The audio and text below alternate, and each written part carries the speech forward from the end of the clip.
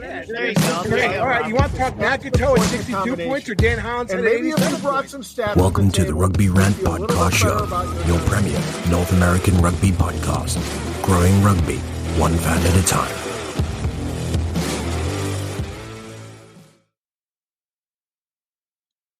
Welcome back, rugby fans. Here we are again at the Rugby Rant podcast show for episode 134. As per usual, joining me by my side, we got Scott, the big guy Ferrara, Rob, the hammer Hammerschmidt, myself, Ty, the Safa Braga. Here is your rant boys for today's action. And gentlemen, we've got an exciting episode lined up here today because so many people have been talking about new franchise, how it's coming about, the news as it drips through. Who are we talking about? The Miami Sharks. Kind of gone a little bit against norm in how they've done it in their reveal, in their drippings of what's to come for 2024. And that's what we're going to debate, how they have done it as opposed to how it's been done before. And we'll talk more about that in a moment, but not before we dive into the familiar around the pitch. So be back in just a moment. When we pick up the ball, we also pick up a legacy. A legacy that stretches beyond your current team. A legacy built on the backs of those who came before you with hard work. And for those who will come after you, we promise it won't be easy. But we'll be there, supporting you on and off the field.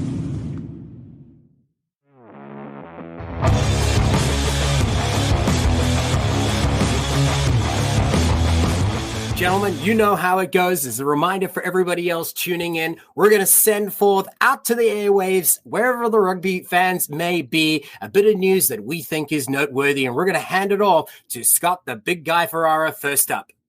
Let's get hot, baby. So we have a competition update from the MLR, from, I would say, the tape seen around the world between Houston and New York coaches kind of throwing punches and slaps. Kick.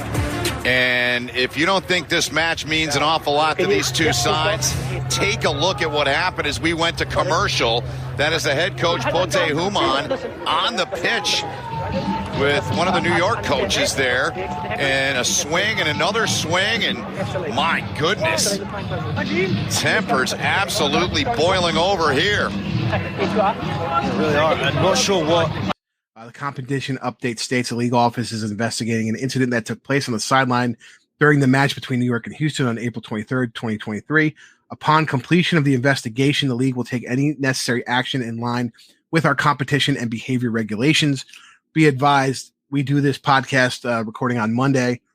Judiciary meets on Tuesday, but with what they're talking about, it might be longer than a 2 or 3 day turnaround. So be prepared for maybe there's a decision or there's an explanation of what's going on prior to this episode dropping or afterwards.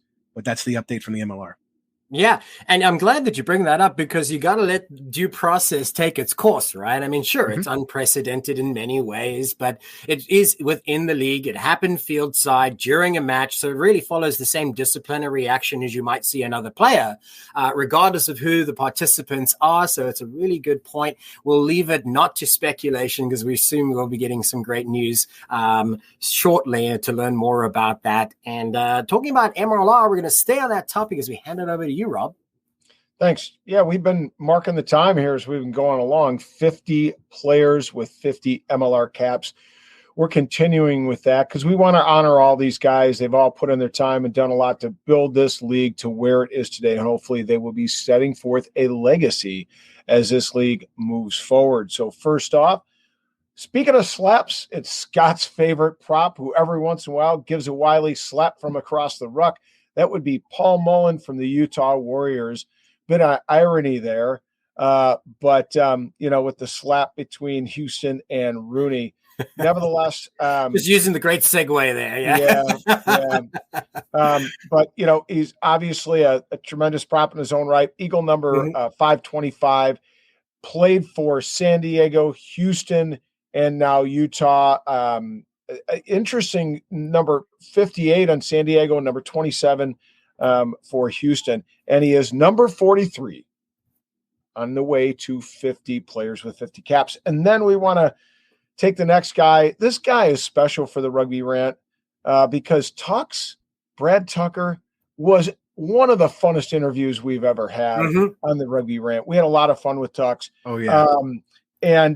You know, the thing of it is with respect to, you know, the NFL, and when the NFL players inducted into the Hall of Fame, there's always the question about, you know, who's he going to go in under? Will he be a Steeler, or will he be a Viking or whatever? Or Rodgers' case now as of Monday, will he be a Packer or a Jet when he goes into the Hall of Fame?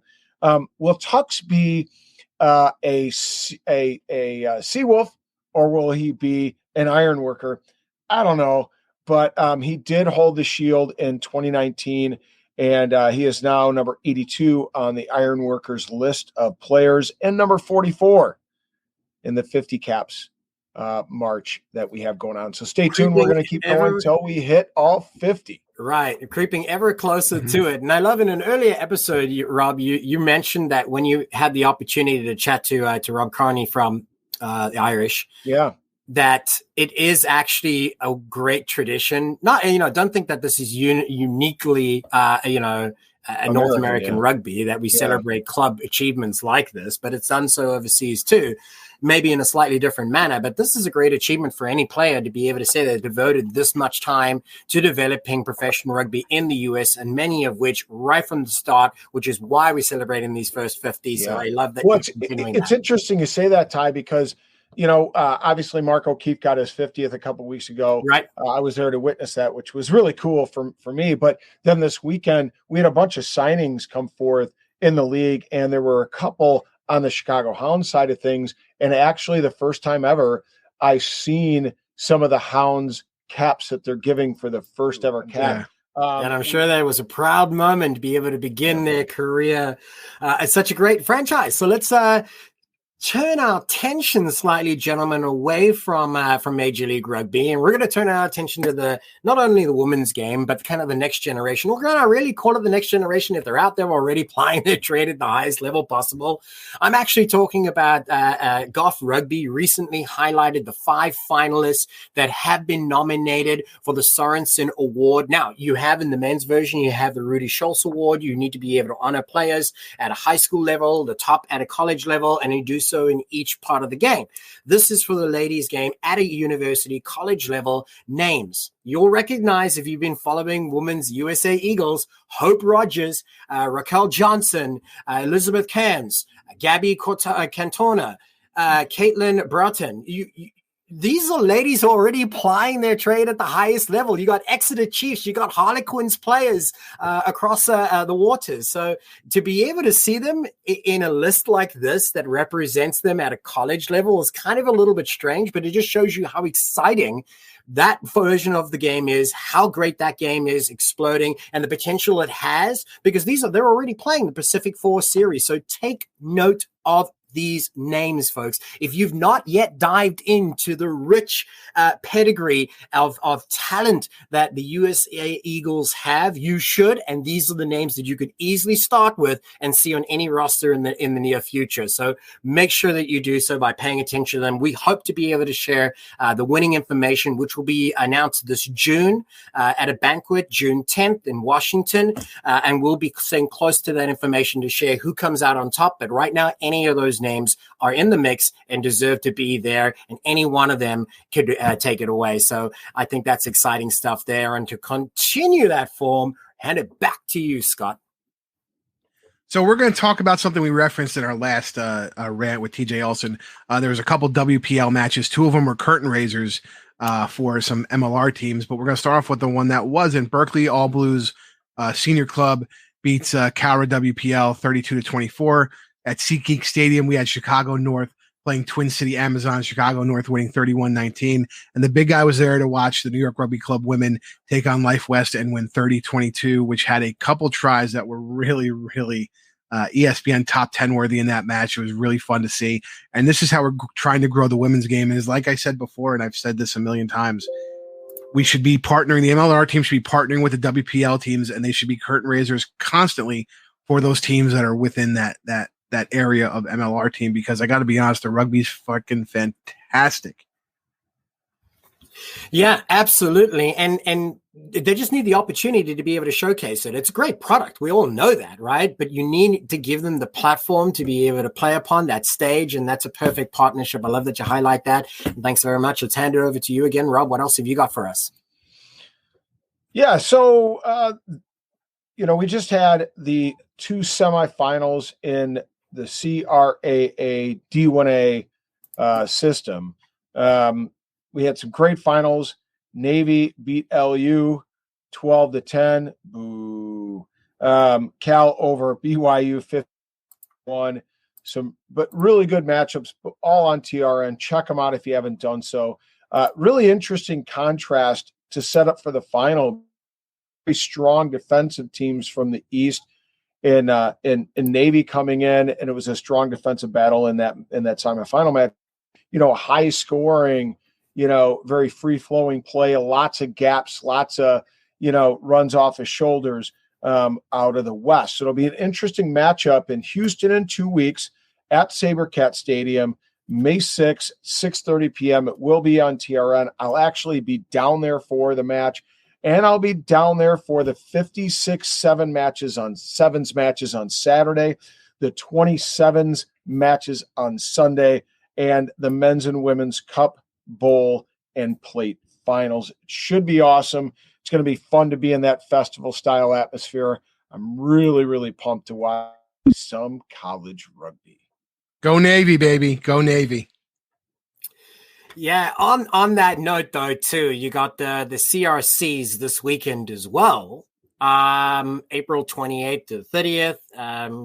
There's plenty of college rugby going on right now. The sevens program for them, you're going to see some exciting rugby. My last piece, just to be able to build on top of that, though, there, Rob, is you also have the ability to be able to watch those matches this weekend, a combination between the Rugby Network and also on their YouTube channel. Do yourself a favor, go and check out the CRC website online. You can find the NCR and take a look at the brackets. Look who's there. There are some really big, exciting matches lined up, many of which are highlighted on there. You can check the brackets. It's going to be a really great format to be able to enjoy this rugby.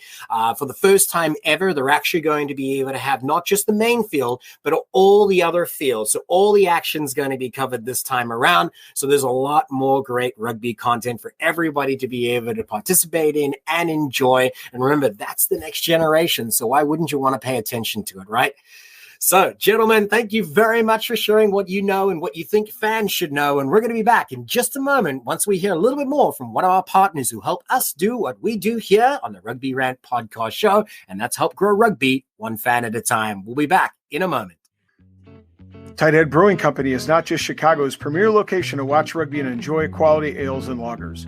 It is also a great place to enjoy local acts performing live music every Thursday and Saturday nights.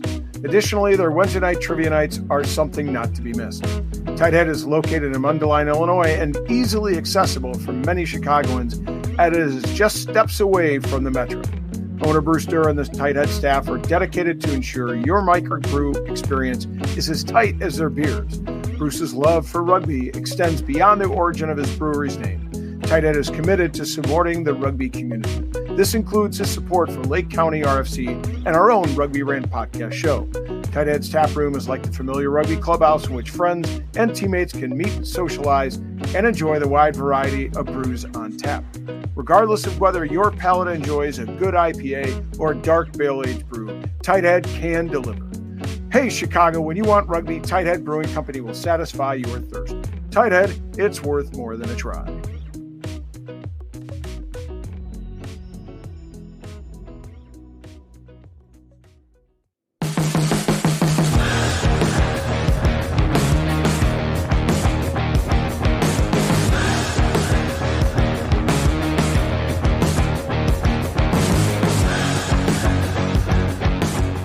And welcome back, rugby fans. We're here in the debate part of this episode, which many fans have come to know as the opportunity to be able to rant. So what does that mean? That today we need to be able to tell you what we're talking about here. And it's going to be an interesting one because fans love this topic. They always do, no matter what season it is, right? Is the talk of new teams joining the MLR.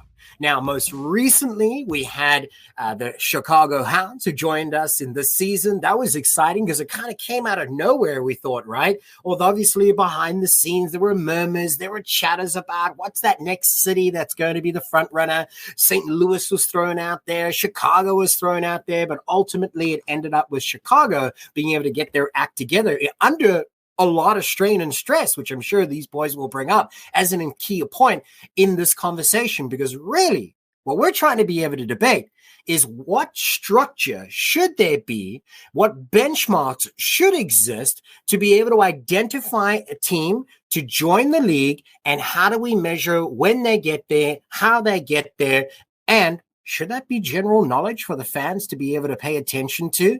With that transparency, will the opportunity for others become more clear? This is what we're going to unpack and more. And we're going to hand it to each of these gentlemen here. As you know, you got the Scott, the big guy, and you've got Rob, the Hammerschmidt. On the last occasion, I'm not sure who went first, but let's just say, Rob, you're going first this time. Thanks. I appreciate it. And I want to, real quick before we get going, I want to throw a big shout out over here, my bad, to the Knoll Gold Diggers, showing up big here in Chicago. Had a lot of fun with them. Great crowd. A lot of fun this weekend. Really enjoyed myself. So thank you, guys. You know who I'm talking about. In this one, so first of all, let me just start by saying this. I am not going to disparage the Chicago Hounds at all. In this, and I think it's important to recognize what they've accomplished. What James English has done as a CEO has been nothing short of amazing. To bring a team from somewhere in October to the beginning of January to get boots on the ground, ready for a preseason, and then to play on February 17th, nothing short of amazing. So my point isn't about the Hounds or the Sharks. It's just about, generally, I've advocated for the last year and a half of having a standardized, formal process and procedure the team should follow to getting in the league. And one of the reasons is, and it stems from what happened after Dallas. Dallas, had all these promises, all this hype. We thought they were coming, and all of a sudden at the last minute they backed out.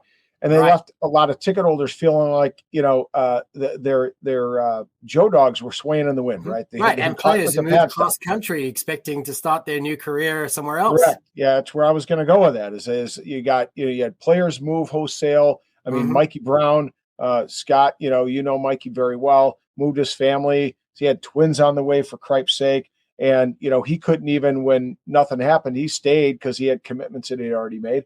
He stayed in Dallas instead of going to Seattle, where he went in his next move. So, I mean, when there are those kind of stakes on the line, I think there needs to be a formalized process. And what we're seeing out of the Sharks has been pretty slick. I mean, think about it in this way. They've announced February 8th, 1 year and change from officially taking the field. They have a strong ownership group. On the coaching staff, just as of today of recording, they've announced their head coach, Jose, and I'll probably butcher the name, Pelasena, or what's called Cody is his nickname. And then CEO Mark Winokur, who is an experienced CEO, by the way, with Toronto. So they've got a good core there. And then you've seen like various marketing components come out. Right. And that's what we want to see, this kind of gradual, slow buildup and procedure. Ticket sales are being marketed right now. And in order for the team to move forward and gain traction and people that have faith in that system and that process, they got to know that there are set standards that are being met that the league is requiring in order to move forward.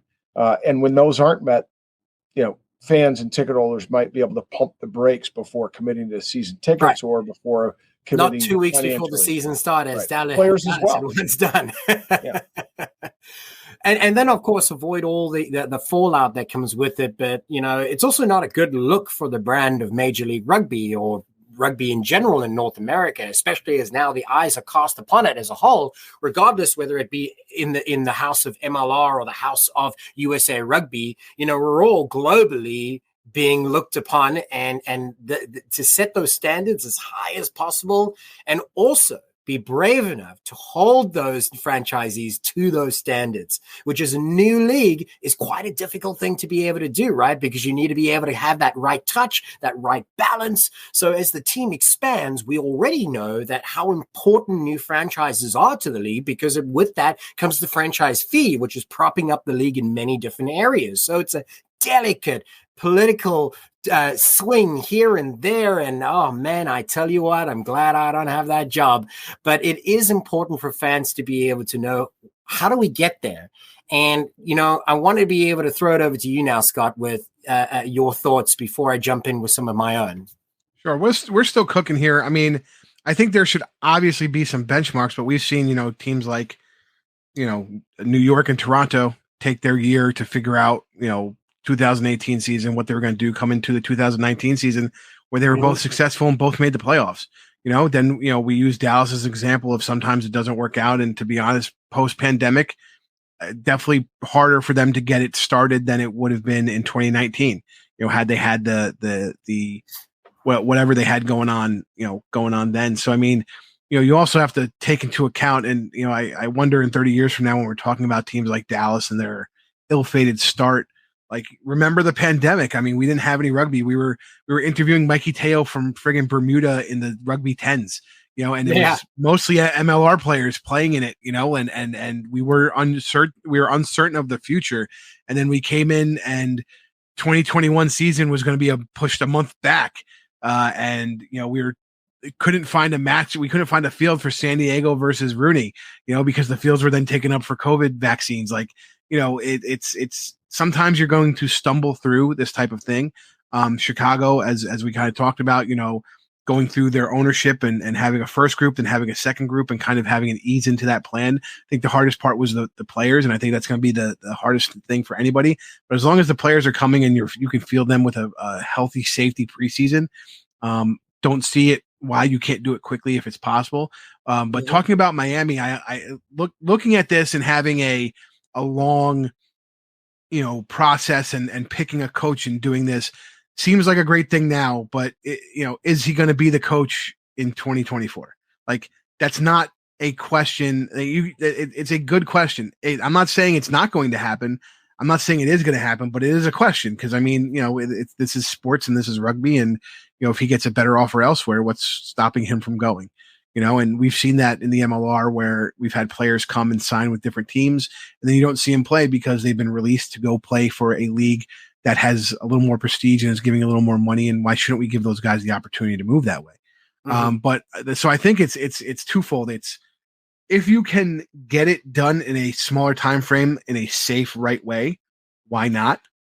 But as we grow in the league and we're starting to get to that point, we do have to provide benchmarks. And I think we're just going to say this word till it fucking happens, is transparency. And we're still not getting it. Word on this show.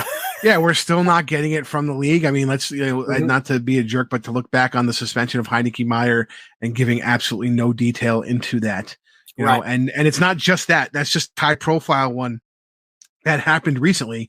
But, the exodus of the Gilchrist teams and the tight-lippedness of all that. And granted, there was legal things that go on to that, and I understand that, but still, if you were transparent about little things that aren't going to be legal problems, when you come to things that are legal problems and say, hey, this is a legal issue, we're not commenting, then we can kind of take that and say, okay, I understand that. Exactly. The trust is there, so we will trust you that that's the correct statement. So I think we do need a benchmark system at some point. I don't know if we need it right now.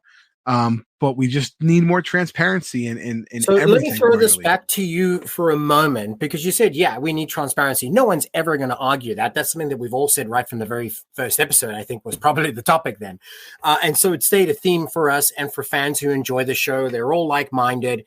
And you say that there has to be a benchmark system. So if you were not a fan of rugby right now, and you were just looking in as a potential investor, and you're going into year 7, concluding this, where do you think? Do you think when do you think a league that's young? I mean, when do we stop calling ourselves a young league? At 10, at 15, at 20? At what point should they develop this? When should they have this moment? I mean, in my opinion, that moment should happen when they start to expand the salary cap and the money that the players are getting, because that's when you're going to start getting the talent, the bigger name talent and the bigger names to promote the league, right? And as you promote the league's going to grow exponentially, and then all of a sudden you're talking about, we're not a minor league baseball type system. We're in the NHL category. We're in the NBA category eventually, right? Right. So I think it's not necessarily time wise, it's money wise, and how much money is being input. And I think one of the things the league should do is if they're courting potential investors that aren't necessarily rugby minded, is have the big ownership like the Phil Groves and the Bolt guy Boltons and the GRVs and all that. Sell the fucking why they bought their own teams, you know what I mean? And sell that. It shouldn't just be the league selling. Investors. I mean, they bought exactly, you know. Exactly, you know, so and bring and say this is the potential it brings, and this is the potential we see, you know, and look at what TRN's doing, and all of a sudden TRN's now doing the CRCs. TRN had the Eagles on this past year. TRN's probably going to have some type of the Sevens World Cup at some point too. And you have to think that that's also a pretty interesting opportunity there too, that if TRN grows to be the primary rugby platform for rugby fans, they basically would have ownership of this platform through MLR, even though it's being run by Rugby Pass, but we all know it's an MLR baby. They might have the opportunity to be able to have a piece of that. At least broadcasting could be built into it. And those are big factors when you try to be able to introduce to a broader audience. So I wanted to be able to take the opportunity to be able to highlight some of the benchmarks that I might have suggested for Miami, because that's the most recent one we're talking about. You know, they've already done so earlier. They've announced their involvement earlier than any other franchise before, or at least, correct me if I'm wrong, guys, I think it's earlier than any other franchise. They've already done a lot of things with their marketing and all of that. So here's some of the things that I think many people might agree. One, from here on forward, secure funding for a stadium and facilities, right? They've already shown on social media a short video, because I think about engagement, and I like this. Hey, what do you think of this for a venue? And it's, you know, a high school stadium, and the next time it's a college stadium. So they're doing these type of things. Develop a comprehensive marketing and community engagement plan, clinics and things like that. I'm sure we'll come to see that. A lot of teams first came out and then thought about that afterwards. Hire coaching and management staff. We see some of those appointments, but we expect to be able to see more of those coming available. Recruit players and build a competitive roster. Of course, you want to make sure that's going to be one of the later steps. Establish partnerships with local businesses and sponsors. Meet league requirements for player safety, financial stability, and operational standards. Now, that last point is where I want to be able to linger for a moment, because they are among the most important. Rob, I know that you've spent quite a bit of time in conversations that circle around this. How important do you think it is for them to have clarity in this area, to set clear benchmarks and effectively communicate them and monitor them? Extremely important. And I guess I would say this, and I would love to say an answer to the question that you posed to Scott, that it has to start now, but I don't think that's realistic. And I think, again, I wasn't trying to be negative towards Hounds in the way in which they came in the league. What I was trying to say is, you know, I think the league was looking for a win on the back of Gillygate. And I think that the Hounds saw an opportunity to get in at an earlier point, which, you know, what kind of ownership doesn't want to get a footprint in sooner? So there's no disrespect to what they did. I think both were taking advantage of an opportunity. That being said, what I think they need to do is set up a few benchmarks now, right? You mentioned venue. I don't want to have to guess as to what the venue is going to be if I'm going to be a spectator. I mean, quite frankly, we're hearing the differences between the venues right now. And when I'm hearing that in some venues, you got to use a porta potty to go to the restroom, whereas in other venues like SeatGeek, we know the final's going to be there. It's a first-class stadium, Snapdragon first-class stadium. I mean, isn't Wrexham playing Man U and Snapdragon? Yes, that's right. And I think Chelsea too. Right. So, you know, we're talking about first-class stadiums. You know, I don't want to have to guess as to that when I order my tickets as a season ticket, potential season ticket holder. You know, marketing plan, of course, the ownership, you know, group and the finances are there. You know, a few of those pieces. As we develop as a league and as we grow closer to 2033 and as we see TRN develop a more kind of a business model for that's actually can turn a profit, then we'll see more people have interest. And when that interest comes, we can expand those benchmarks to be much more specific and much more finely tuned.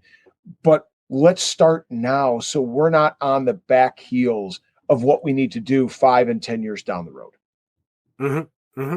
Yeah, absolutely, because it's going to take time to be able to get there. So, it's an interesting point as you brought up the venue. I mean, and it establishes expectations, by the way. Yeah. I mean, think about that. That probably, for me, I wrote that down as the first thing that I'd like to be able to see from the Miami Sharks after everything they've already done. Because you can plan your travel, you know who your partners are going to be locally, you know what your community is going to be. So everything else falls into place. And so often I've seen this left until much later. And unfortunately, it's not always in their hands to be able to know this ahead of time. We always know that we're not going to be the primary tenant. So we're certainly going to have to work around other schedules. Now, SeatGeek is a great example. They actually had the absence of things. So things fell into place. Opportunities came about. NOLA, really great. Yeah, they still have to work around tenants. They have the Red Stars and they have the fire development team. So they're still working around it. And they felt some of the pains of that, at least early on. Now that they've really developed a rapport and a trust and a relationship, I think it's gone a little easier for them moving forward. So I think that we can all agree that one of the next things we would like to be able to see for the Miami Sharks, and also very high up on that benchmark or that list of priorities for your new franchise, secure a venue as early as possible. And many of these other pieces of the puzzle will fall into place naturally, because you'll know who your partners will be. You'll know how wide your radius is for your marketing. We don't need to be able to go through all the details. I think people can understand the importance of it. But it also financial feasibility. We got to think 3 to 5 seasons. We've always spoken about this. And franchise fees have always been a hot topic on this show for fans, as well as for people who have joined us as guests. So, and there's still not enough clarity there. I guess what we wanted to be able to do is to be able to walk away from this conversation for fans. If we were to be able to ask the MLR today, these are the things that we would like to be able to know as the passionate rugby fans out there. How do you get to be a part of the league? These are some of the things we would want to be able to have as benchmarks. One, need to know about what is the franchise fees, how are they used. As a fan, you want to be able to know that what's going to marketing, how much is growing the game, what is the outreach community, what is the commitments. You don't have to go too in depth. I'm not asking you to share your business plan with us, but I want to know a piece of it is going to this, a piece of that is going to that. I don't even care how much, right? But we want to know where the pennies are being distributed. Venue, marketing, and all that type of stuff. And then typically, how far out do they be able to start these conversations? Because if you're only 2 weeks out and you still haven't hit a lot of the benchmarks, when's the cutoff? When do they say to a potential franchisee, I'm sorry, it's going to have to be next year for you? I mean, right now it's 2 weeks before the season, apparently. That's what the standard has been set, and unfortunately, we had nothing else to be able to go from. But yeah, a really, really good point. So I guess I'll just throw it back to you, gentlemen, because this could be a much broader and deeper conversation as we dive into some of the nuances. But if I had to be able to ask you, as a casual fan, you were tuning into rugby in North America, learning about Major League Rugby. You became passionate about the sport, the same journey that you have already had and many others after you hopefully will have. What would be one of the standout things that you would want to be able to know in this process from Major League Rugby? Can you think of any right now? Ownership group and sponsorship opportunities, because the sponsorship is obviously, it's a, in a business model, it's one of the revenue streams, right? So and it's also a vote of confidence in your product. Yeah. And then venue for me, I think is important. And at some point along the line, within, I would say 6 months, perhaps 4 months from, preseason, you actually have a brand, that's been released, again, going not to hit upon it. And in defense of the Hounds, I think they had a clear brand and vision for what they want to do in very relatively short order. And then all of a sudden, from what several sources have told me, two teams like the same color. said, no, we've been working on this new thing. And because I've been told that the green and white horizontal stripe jerseys that they wore, right around St. Patrick's Day, those were actually supposed to be their home kit. Interesting. And obviously, where you spend enough time being able to decide that, to build your brand, you spend money, you spend resources, and then suddenly to be able to be like, hey guys, we have it. Oh, by the way, sorry, somebody else called dibs first. Right. It's not exactly a great system, is it? But yeah, it does highlight the struggles and the stresses under a new franchise, that especially under such a short window to be able to do so. And again, we give them credit, but could they have had an easier run at it? Could things have been easier for them by changing a few of these things? Absolutely. So we're not looking back and going, oh, well, this should have been done better. We're looking at this as a lesson, is how can we do it? We have a team that has successfully done it in what was it? Probably three and a half months. I don't know. You know better than I do, Rob. Yeah. But let's say it was within 4 months for sure. And they managed to be able to field a team and put on a good show and have the right venue. So certainly it can be done. But I bet if you ask them, would they have enjoyed having 6 to 8 months? Yeah. Definitely. Definitely. Scott, I'll hand it to you for your final thoughts there. I mean, I think sponsorship and all that stuff is a great idea, but I think there is a timeline to that, because I could see, again, we talked about how early do you want to announce these things, and then do these things not happen, or God forbid, the season doesn't happen for a particular team. It's again, we don't want to wish that on anybody, but we've seen it happen. We've seen a pandemic happen in the past 3, you know what I mean? So how much stock do you want to put in it to show the game plan, and then it fizzles out at some point? So I'm just a little wary about the timeline. Is it too, but that's a team decision, right? So if the MLR says you have to have this benchmark at 6 months, which is whatever, a stadium, 4 months is branding, 3 months is a group of players signings, potential signings, that you're in talks with, things like that. If you're adhering to that, it's relatively close to the season. It kind of makes sense. It's just these long-term announcements that try and draw up things like season tickets for the Miami Sharks. Little bit early, in my opinion, considering, they haven't talked about venue. They just hired a head coach. Well, that's why I said, do they have a GM? Yeah. Do they have a GM? Mark Winneker's their GM. Okay. But what I'm saying is, it's those questions, and then throw in their season tickets, which was kind of a random thing. I mean, now, because right now the teams are just starting to do renewals. You bring up a good point. It's a pretty bold move. In my opinion, I like the fact that some of the stuff has come earlier than what we've seen in the past, but I don't like the fact that you're asking for me for money right now as a fan, as early as you are, without having built the trust in your brand or my community. I mean, but it's also one of those things where current teams are asking that in season ticket deposits, and we have certain teams that might not be playing in their same stadiums next year, and they're just asking for a down payment. Really, they're not asking for the full thing. And I get that, but they built the trust to be able to do that, or they haven't built the trust and they're trying to, and asking. In some instances, let's be honest. In some instances, that trust is not there with current MLR teams and their fan bases, and you can see that online. And that's not based upon standings. That's based upon things that have happened in the past. Again, transparency. But so I think it's a bold move, but don't put the cart before the horse sometimes, Right. And I certainly think one of those things that we've seen from the Miami Sharks is asking for ticket sales now, requesting money from fans you've yet to even do a great job of engaging. Now, I'm not saying they're doing a terrible job. They're doing what they can from afar, but they're not boots on the ground yet, right? They're not connecting with community players. They're not connecting with local businesses. But yet, I bet you they're selling corporate ticket sales, right?